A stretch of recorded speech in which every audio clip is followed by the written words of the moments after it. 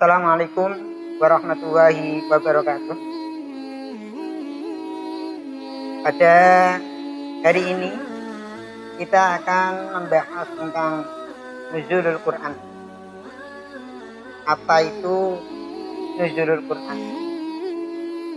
Nuzulul Quran terdiri dari dua kata, yaitu nuzul serta Al-Quran. Nuzul artinya turun, dan Al-Quran adalah Al-Quran. Kita tahu bahwa Al-Quran adalah kitabullah al-munazzal ala sayyidina Muhammadin al-muta'abbad bi tilawatih al-mu'jiz bi aktsari ayat bi aktsari surah. Al-Quran merupakan kitab yang diturunkan kepada Nabi Muhammad Sallallahu Alaihi Wasallam, yang membacanya dianggap ibadah dan merupakan mukjizat, walaupun dengan surat yang paling pendek, yaitu kisaran 3 ayat. Al-Quran diturunkan dengan 2 tahap. Yang pertama diturunkan dari Lauhil Mahfuz ke Baitul Izzah. Disinilah dalam satu paket, sebagaimana firman Allah, Syahrul Ramadan alladzi unzila fihi al-Qur'an hudan lin-nas wa bayyinatin minal huda wal furqan. Bahwa Al-Quran diturunkan di bulan Ramadan sebagai hudan linnas, petunjuk bagi manusia, dan Al-Furqan sebagai pembeda antara al-haq dan al-batil, antara al-halal dan yang haram.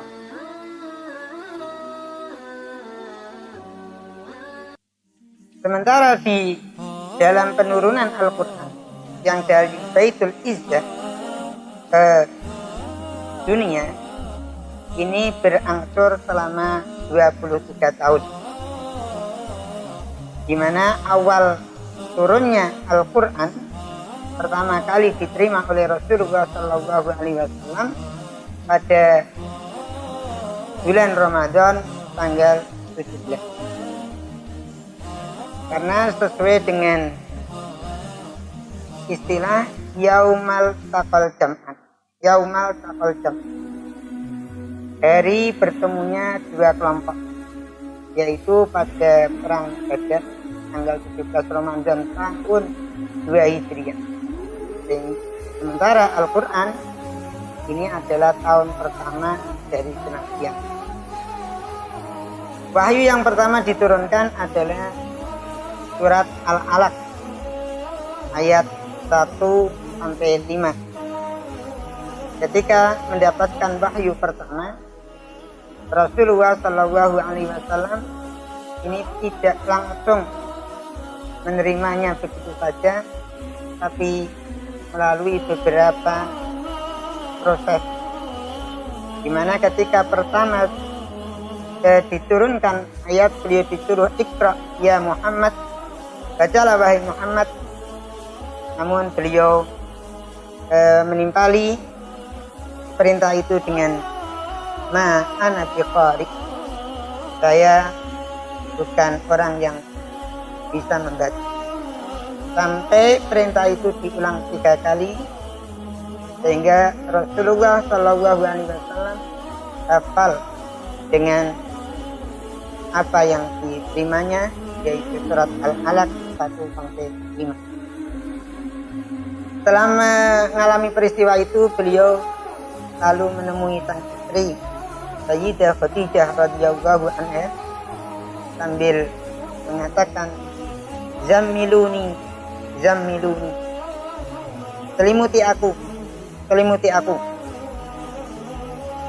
Namun Sayyidah Khadijah mengajak beliau untuk menemui keponakannya yang bernama Waraqah bin Naufal, seorang yang sudah sepuh berusia, yang mempunyai keilmuan tentang Alkitab, Taurat maupun Injil, dan pernah menulis Taurat dengan bahasa Ibrani. Setelah sampai di tempat Waraqah, Rasulullah menceritakan apa yang dialaminya di Gua Hira. Lalu Waraqah memberikan penjelasan bahwa yang datang itu adalah namus atau wahyu yang pernah datang kepada Nabi Musa sallallahu alaihi wasallam. Dari penjelasan Waraqah tersebut, Rasulullah mantap bahwa apa yang diterimanya itu benar-benar merupakan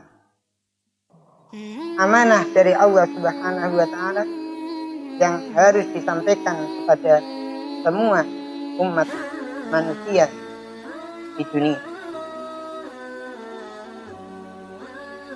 Melihat wahyu yang diturunkan pertama, yaitu surat Al-Alaq, yang merupakan perintah untuk membaca, bisa dipahami bahwa ajaran atau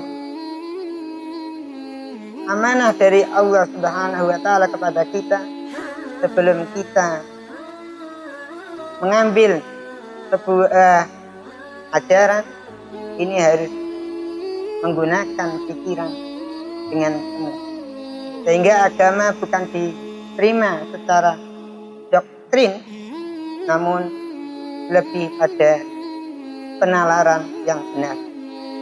Karena tanpa penalaran yang benar, maka agama akan mudah untuk mendapatkan guncangan atau mendapatkan gangguan, sehingga menjadikan kita menjadi ragu dalam menjalankan kegiatan agama.